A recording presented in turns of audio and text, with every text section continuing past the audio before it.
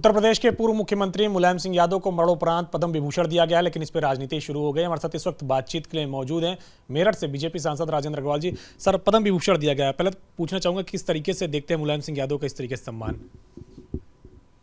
देखिए, मुलायम सिंह जी लगभग 5 दशक तक उत्तर प्रदेश में उन्होंने पहले विधायक से शुरू करके और मंत्री रहे, फिर 3 बार मुख्यमंत्री रहे, फिर संसद में पहुंचे, केंद्र में रक्षा मंत्री रहे। यानी उनका एक 5 दशक का एक सुदीर्घ उनका राजनीतिक जीवन है और वो जमीन से जुड़े हुए व्यक्ति थे। हमारी तो उनसे बहुत असहमतियाँ थी, राम जन्मभूमि आंदोलन को लेकर बहुत असहमतियाँ थी उनसे, या उन जो राजनीति करते थे उसको भी हम लोग हमेशा निशाना बनाते थे।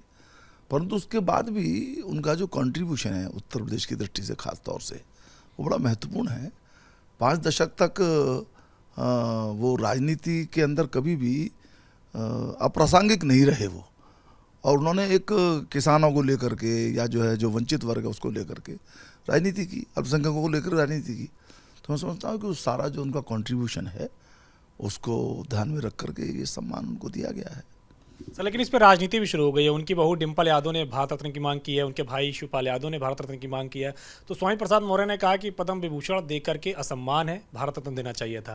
मैं इस राय से सहमत नहीं हूँ और मैं समझता हूँ कि जो सम्मान दिया गया वो उचित सम्मान दिया गया है। सर, इसके अलावा एक सवाल और है, कांग्रेस का आज हाथ से हाथ जोड़ो अभियान की शुरुआत हो रही है। मकसद है कि भारत में तमाम सारे घरों तक पहुंचना है और बीजेपी के खिलाफ कहीं ना कहीं जो तमाम सारी कमियां हैं उसको घर तक बताना है। नहीं, उनका एजेंडा यदि कुछ करने का होता तो शायद उनको सफलता मिलती। वो बीजेपी के खिलाफ ही केवल अपना एजेंडा बनाते हैं, उसमें मोदी जी के खिलाफ एजेंडा बनाते हैं, और इसी एक संकुचित सोच के कारण से या दिशाहीनता के कारण से इतनी परिश्रम के साथ की गई यात्रा का न राहुल जी उपयोग कर पा रहे हैं न कांग्रेस उसका उपयोग कर पा रही है। अब कहेंगे कि भाई हिमाचल तो जीत गए हम, तो हिमाचल की जीत 27,000 वोट का केवल फर्क था। यानी सारी कोशिश के बावजूद जो स्थिति गुजरात में उनकी 70 के आसपास सीटें थी, वो क्या उनकी स्थिति हुई। यानी आप देखिए उनकी स्वीकार्यता बिल्कुल भी उसके कारण से बढ़ नहीं रही है, और उसका कारण यही है कि उन्होंने मेहनत तो बहुत की परंतु मुद्दों की पहचान वो कर नहीं पाए, और जो बातें विभिन्न मंचों पर वो पहले से कहते रहे हैं और जिनके विषय में ये निर्णय भी आ चुके कि ये बात ठीक नहीं है, उन्हीं को दोहराते रहे।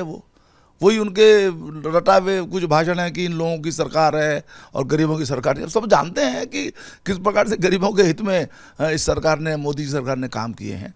तो इसलिए उनको मुद्दों की पहचान न होने के कारण से ये सारा का सारा जो उनका परिश्रम है ये व्यर्थ जा रहा है, व्यर्थ जाएगा। मुझे नहीं लगता कि इसका उपयोग राहुल जी या कांग्रेस उठा पाएगी। सर, भारत जोड़ो यात्रा का भी समापन श्रीनगर में होने वाला है। 30 तारीख को राहुल गांधी वहाँ बड़ी रैली करेंगे और तमाम विपक्षी पार्टियों को निमंत्रण भी भेजा है। हमारी शुभकामनाएं, सब जाएं वहाँ पर, लेकिन जाने के बाद भी उनके मन मिलेंगे इसको तो सब लोग जानते नहीं मिलेंगे, क्योंकि कोई राहुल जी को सब नेता मानने के लिए तैयार नहीं है। इसी प्रकार से 5 तो प्रधानमंत्री के दावेदार देश के अंदर साफ साफ दिखाई देते हैं। आप जो उनके विज्ञापन भी देखेंगे तो पूरे देश की बात वो करते हैं हमेशा, चाहे वो आज आम आदमी पार्टी के जो विज्ञापन आए हैं वो पूरे देश को एड्रेस करते हुए आए हैं, या जो उधर तेलंगाना के हैं या बंगाल की नेत्री हैं हमारी, अभी नीतीश कुमार जी हैं, ये सभी की सब लोग राष्ट्रीय नेता हैं या मुख्य प्रधानमंत्री बनना चाहते हैं। तो एकता का तो कोई सवाल ही नहीं है। और देखिए, जो छोटा लक्ष्य होता है तो बड़ा काम संभव ही नहीं है। उनका लक्ष्य बहुत छोटा है, उनका लक्ष्य बड़ा हो तो शायद उनके अंदर कुछ चीज़ें आएँ। वो खुद स्वार्थों से वशीभूत होकर के राजनीति को वो कर रहे हैं, मोदी विरोध कर रहे हैं। ये कोई स्वार्थ जो है उनके वो इतने बड़े नहीं हैं, इतना बड़ा उद्देश्य नहीं है जिसके कारण से वो एक हो सकें। शुक्रिया, हमसे बातचीत करने के मेरठ से बीजेपी सांसद राजेंद्र अग्रवाल, जिनका कहना है कि मुलायम सिंह यादव 5 दशक की राजनीति में कभी भी अप्रासंगिक नहीं रहे हैं, जो सम्मान मिला है उन्हें उस पर राजनीति नहीं होनी चाहिए। कैप्टन सुनील पांडे के साथ अविनाश तिवारी, एबीपी गंगा, दिल्ली।